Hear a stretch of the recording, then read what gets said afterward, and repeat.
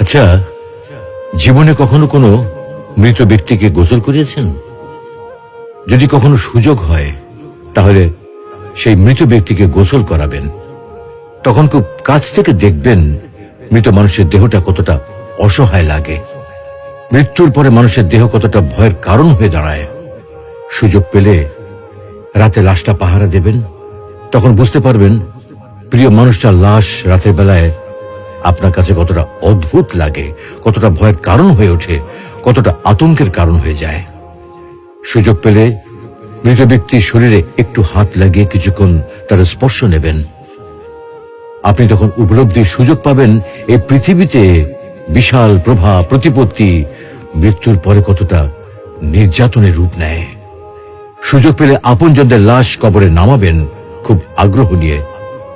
শেষবারের মতো মৃতদেহের মুখটি একবার দেখার চেষ্টা করবেন এবং বারবার উপলব্ধি করার চেষ্টা করবেন এই মৃতদের সাথে অনন্তকালের যাত্রার পথে এটাই আপনার জীবনের শেষ দেখা। সুযোগ পেলে মাঝে মধ্যে কবরস্থানে গিয়ে নীরবে কিছুক্ষণ দাঁড়াবেন। এরপর মনে মনে চিন্তা করবেন জীবনের লাভ ক্ষতির হিসাব।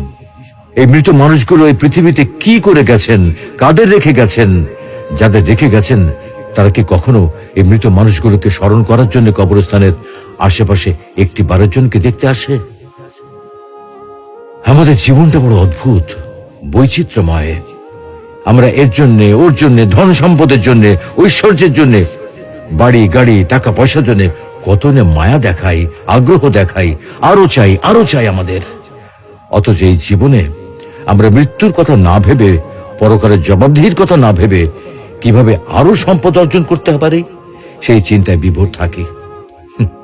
হায় রে জীবন, এখনো সময় আছে, ফিরে আসুন মহান রবের দিকে।